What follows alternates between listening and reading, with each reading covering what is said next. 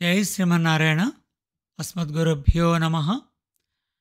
తంత్వానుభూత్యోపరతక్రియార్థం స్వమాయయావర్తితలోకతంత్రం నమామ్యభీక్ష్ణం నమనీయపాద సరోజమల్పీయసి కామవర్షం.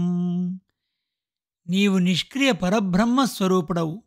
నీకు కర్మలయందు గాని వాటి ఫలము యందు గాని అపేక్ష లేదు. అయినను నీవు నీ మాయాశక్తిచే లోక వ్యవహారమును నడిపించుచున్నావు. నీ పాదపద్మములు నమస్కరించదగినవి.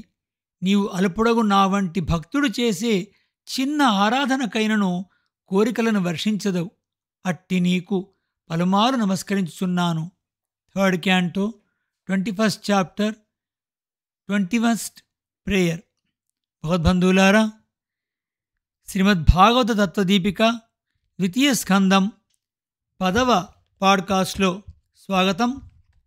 ఇంతవరకు భగవంతుని యొక్క స్వరూపాన్ని, ప్రకృతి, అహంకారాలు, వివరాలని కూడాను మనం తెలుసుకున్నాం. ఇంకా భగవాన్ యొక్క అవతారాలు చెప్పదనని ఆసన్నమయ్యారు. ముందు భాగాన్ని తెలుసుకుందాం. విష్ణువు యొక్క మొదటి అవతారమే విరాట్ పురుషుడు. కాలము, స్వభావము, చేతనాచేతనములు, స్థూలావస్థలో సూక్ష్మావస్థలోనున్న పృథివ్యాది వికారములు, సత్వాది గుణములు, ఇంద్రియములు, అంతరిక్షము, ఈ లోకమునందలి స్థావర జంగములు అతని విభూతులే. సృష్టి చేయు నేను, రుద్రుడు, యజ్ఞము, ప్రజాపతులు, నారదుడు మొదలగు ఋషులు, లోకపాలకులు, దేవ, మనుష్య, పక్షి, వృక్షాదులు, పాతాళాధిపతులు, గంధర్వులు, విద్యాధరులు, చారణులు వాని అధిపతులు, యక్షరక్షోగణముల ప్రభువులు, నాగలోకాధిపతులు, ఋషిశ్రేష్ఠులు, పితృదేవతలు, దైత్యులు, సిద్ధులు, దానవులు వారి అధిపతులు, ప్రేత పిశాచ భూతములు వాని అధిపతులు, ఆయా క్షుద్రదేవతలు, జలచరములు, మృగములు వాని అధిపతులు కూడా అతని విభూతి అయి ఉన్నవి, అనగా అతనిచే నియమింపబడుచున్నవి. లోకములో ఐశ్వర్యము గలవి, తేజస్సు గలవి, ధారణ సామర్థ్యము గలవి, శ్రీ, హ్రీ అంటే లజ్జ, లోకములో అందరిచేత నియమింపబడు వర్గమంతయు ఆ పరమపురుషుని విభూతియే. బుద్ధి, ఆశ్చర్యమని చెప్పబడినవి ఆ విరాట్ పురుషుని విభూతియే, అనగా అతనిచే నియమింపబడినవే. ఇట్లు విశ్వమునందు గల సకల పదార్థములను, సకల భావములను తన రూపముగా గల విరాట్ పురుషుడు ఆ భగవానుని మొదటి అవతారము. ఆ పరమపురుషుని లీలావతారములుగా ప్రధానముగా కొన్నిటిని పెద్దలు పేర్కొందురు. వానిని విన్నచో చెడు కథలను వినుటచే చెవుల కంటిన దోషములు తొలగిపోవును. ఇవి పరమ పవిత్రములు, ఇవి పరమ సుందరములు. వానిని పానము చేయుటయే కర్తవ్యమని అవతారము వృత్తాంతమును బ్రహ్మ నారదునకు చెప్పుచున్నాడు. నారదునకు బ్రహ్మ విరాట్ పురుషుని వర్ణించి పిమ్మట ఆయా అవతారములు ఎందుకు వచ్చినవో, ఏ కార్యములను చేసినవో, వానిలో ప్రధానమైన గుణములేవో చెప్పుచున్నాడు. ఒకనాడు భూమి మహార్ణవములో మునిగిపోయాను. దానిని వెలుగుతీయుటకు సమస్త యజ్ఞములను అవయవములుగా కలిగిన వరాహ రూపమును స్వామి స్వీకరించెను. భగవానుడు ఇట్టిదని చెప్పుటకు శక్యముగాని స్వరూపము, స్వభావము కలవాడు.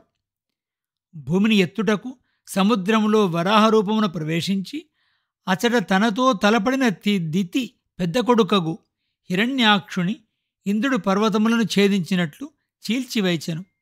తర్వాత రుచి అను ప్రజాపతి భార్యయగు అకూతి అను ఆమె అందు సుయజ్ఞుడగు కుమారుడుగా భగవానుడు జనించెను.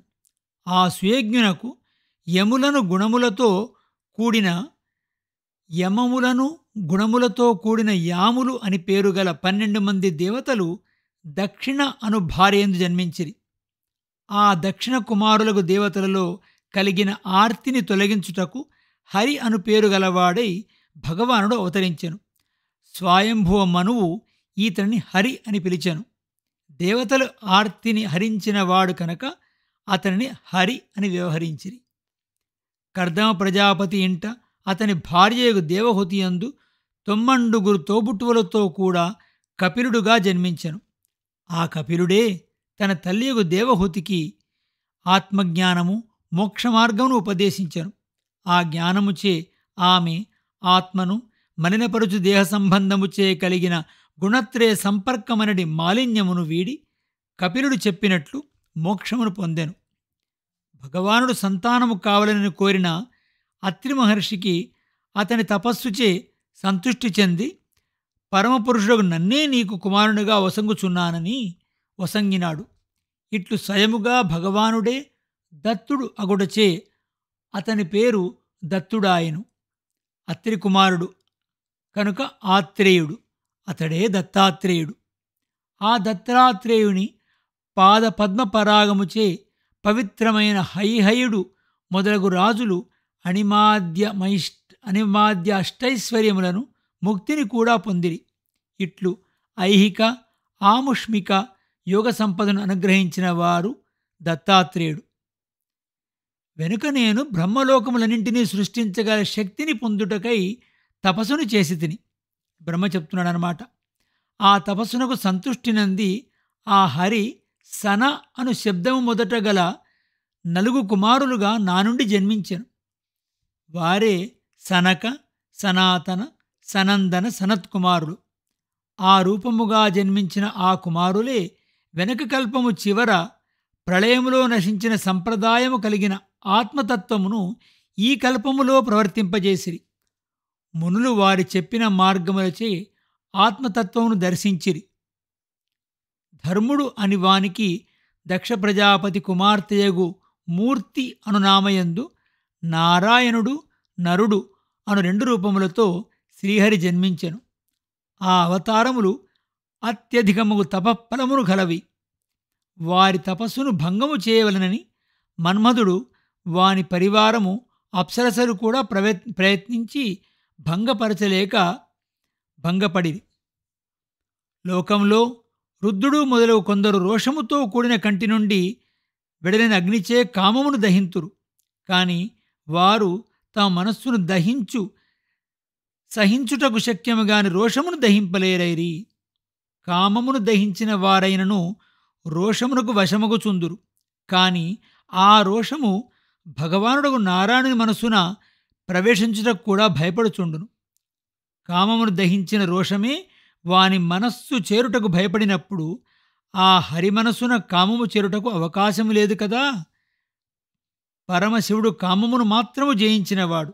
కాని నారాయణుడు కామమును, ఆ కామమును జయించిన రోషమును కూడా జయించినవాడు. ఉత్తానపాదుడను రాజునకు ధ్రువుడు అను కుమారుడు జన్మించెను. ఆ ధ్రువుని అనుగ్రహించుటకు శ్రీహరి అవతరించెను. సవతితల్లి అయిన సురుచి మాటలే ములుకులుగా మనసును గాయపరచగా బాలుడు అయి ఉండియు ధ్రువుడు తపస్సు చేయుటకు వనమునకేగినాడు. అట్టి తపస్సునకు మెచ్చి ప్రసన్నుడగు శ్రీహరి ప్రత్యక్షమై అతనిచే స్తుతింపబడి అతనికి ధ్రువముగు స్థానమును సంగినాడు. ఆ ధ్రువము యొక్క పైనున్న ఋషులు, క్రిందనున్న ఋషులు కూడా ఆ ధ్రువపదం యొక్క ప్రభావమును ప్రశంసించుచుందురు. పూర్వము వేణుడు అనురాజు మర్యాదను ఉల్లంఘించి ప్రవర్తించుటచే బ్రాహ్మణులు శాపముచే అతని పౌరుషమును ఐశ్వర్యమును దహించివైచిరి. అట్టి తండ్రిని నరకములో పడకుండా రక్షించుటకై అతని పుత్రుడుగా పృథువు అనే పేరుతో భగవానుడు అవతరించెను. అతడే భూమిని గోవుగా మార్చి ఈ భూమిపై నుండి సమస్త పదార్థములను పిండెను.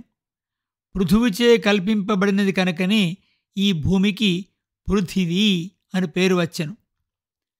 నాభి అనువానికి వృషభుడు అను పేరుతో శ్రీహరి స్వయముగా తానే కుమారుడుగా జన్మించెను.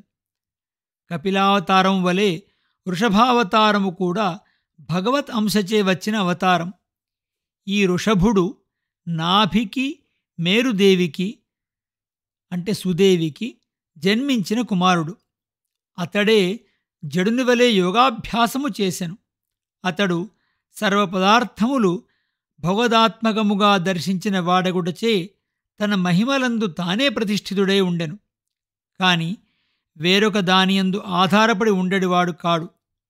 ఇంద్రియ వ్యాపారములు ప్రశాంతములగుటచే శబ్దాది విషయములందు సంగము లేనివాడై ఉండెను. భగవానుడే సాక్షాత్తుగా నేను సత్రయాగం చేసినప్పుడు ఆ యాగములో హయగ్రీవుడుగా ఆవిర్భవించెను. అతని శరీరఛాయ బంగారమును పోలి ఉండెను. అతడు వేదమయుడు. అఖిల దేవతలకు అతడు ఆత్మయై ఉండెను. అతని నిట్టూర్పు నాసిక నుండి వెడలినప్పుడు అదియే పరిశుద్ధముగా వేదముగా ఆవిర్భవించెను.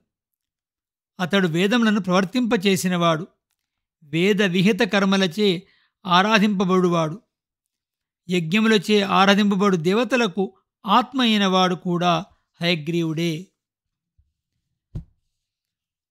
ప్రళయకాలమందు వైవస్వతమనుచే దర్శింపబడిన మత్స్యమూర్తి అయి రాబో సృష్టికి ఉపయోగించు ద్రవ్యములను నిలుపుటకు భూమిని నిలిపినాడు. అతడే సమస్త జీవ సమూహములకు నిలయమైనవాడు.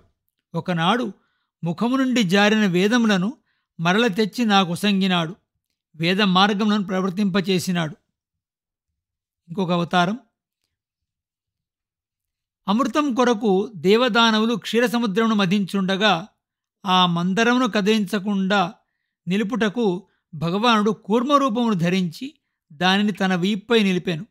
ఆ మందర పర్వతము అతని వీపుపై తిరుగుచూ రాపాడుచుండగా కూర్మరూపియగు భగవానుడు సుఖముగా నిద్రించినాడట. ఆ పర్వతం యొక్క రాపిడిచే వీపు దురద తీరినదట. అంతటి పర్వతమును మోయుట అతనికి క్లేశజనకం కాదని దీనిచే తెలియచున్నది. తర్వాత ఇంకా అవతారాల్ని మనం ముందు పాడ్కాస్ట్లో తెలుసుకుందాం. జై శ్రీమన్నారాయణ. అస్మద్గురుభ్యో నమః.